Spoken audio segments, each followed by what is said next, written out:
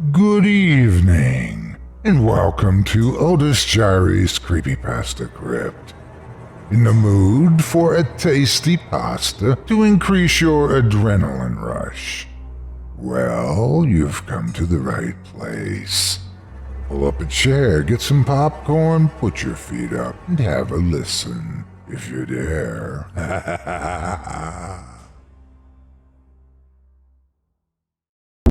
By the Light of the Firefly by Luke Weller, narrated by Otis Jiry.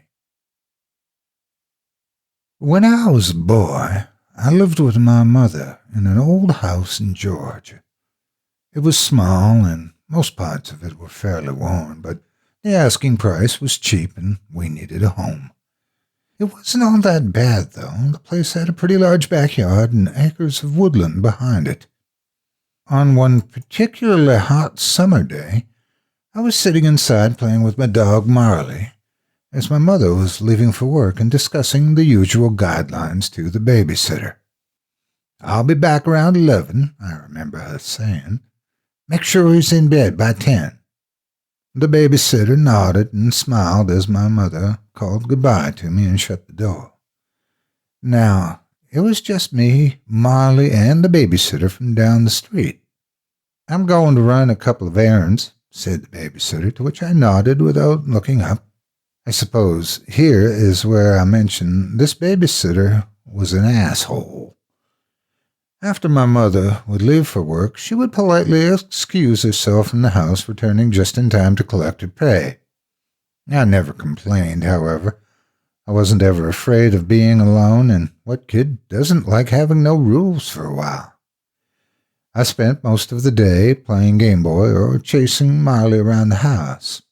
When the sun fell, it came time for my favorite summer activity, catching fireflies. I couldn't tell you why, but I was just so fascinated by fireflies and liked to keep them as pets. I grabbed an old mason jar from under the sink and left through the squeaky screen door to the back porch, Marley following at my heels. I was greeted by the overwhelming sounds of insects buzzing all around the backyard. I walked down the wooden steps of the deck and began my search for fireflies. I looked for the faint glowing lights for what felt like hours, shuffling through the grass in the warm night air. Suddenly I saw it. The biggest firefly I'd ever seen, blinking around the old rusted chain-link fence in the very back. With jar in hand, I whipped after it, Marley barking after me.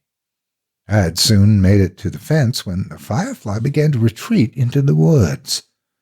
I wasn't about to go back empty-handed, so I climbed over the fence with a bit of a struggle and into the woods.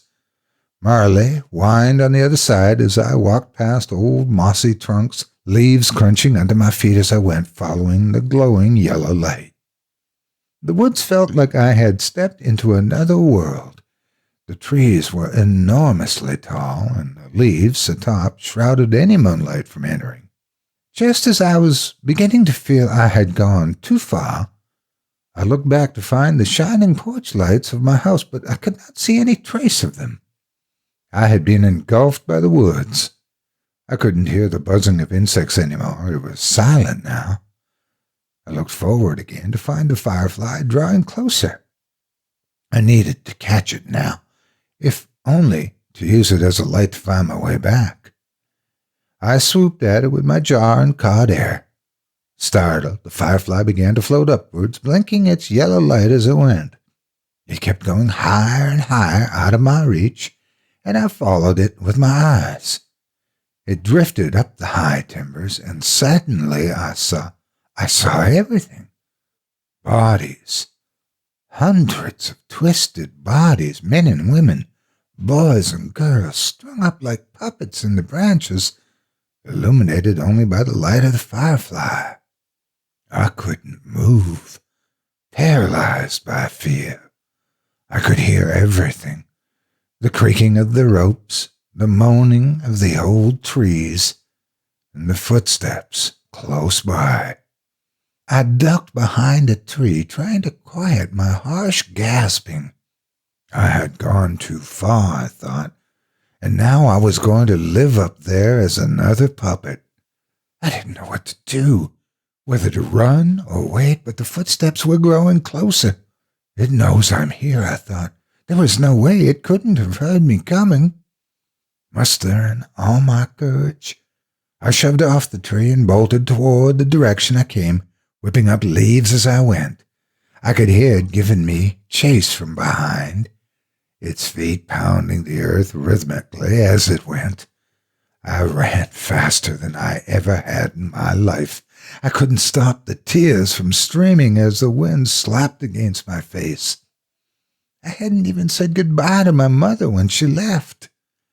As I hoped, the lights of the back porch were shining through the dark ahead of me. I could hear Marley barking, and I knew I would soon meet the old rusty fence.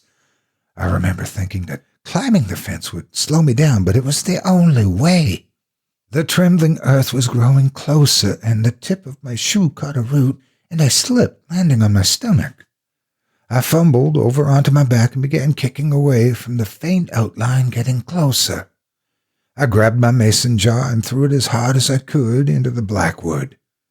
I heard a thud and got to my feet. I met the fence and vaulted into my backyard. I screamed for my dog, and we both dashed up the deck and inside. Locking the doors, we rushed through.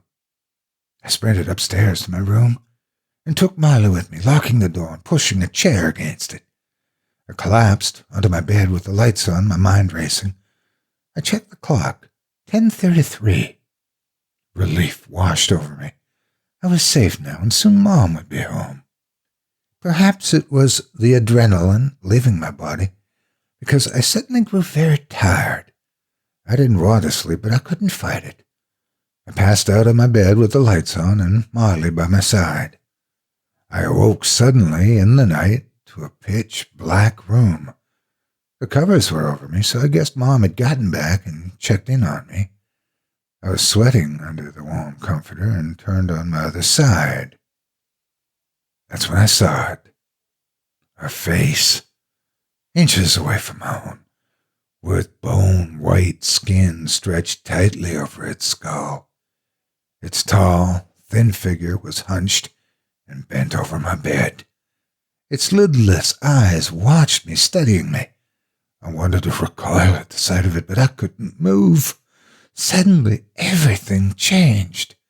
I woke up gasping. The lights were on in my room, and the chair was still pushed up against the door. Marley lifted his head and looked at me. My eyes drifted to the clock. 10:46. I heard the doorbell ring, and I ran downstairs to the front door, wrenching it open and following into my mother's arms, crying. And so now here I sit 10 years later to the day, in a lobby crowded with people because I can't stand to be alone. I remember my mother traveling into the woods the next day against my wishes, only returning to say she didn't see anything. My brain had played tricks on me in the dead of night, she said. I didn't believe it at the time, and I don't now. There isn't a night that goes by that I don't think about it. That one night I'll wake up to see that horrible face again, and this time it won't be a dream.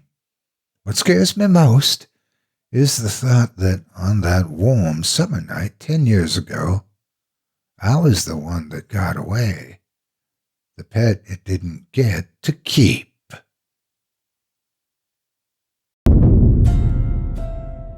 Hi, Otis Jiry here. Thanks for joining me around the digital campfire today. Your support means everything to me.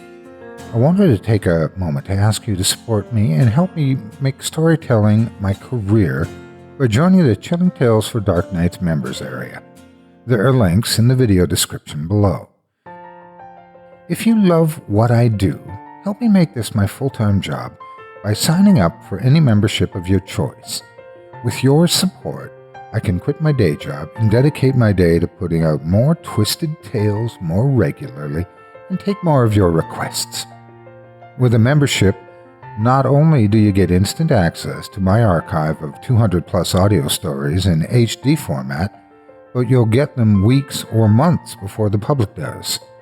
You'll also get access to the full archive of hundreds of fully produced chilling tales for Dark Knight's Tales, including several narrated by me, and advanced access there as well.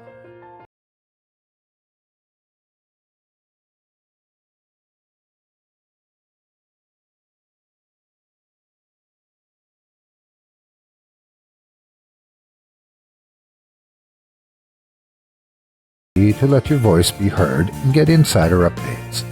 Members will also get the opportunity to earn money by referring friends and family.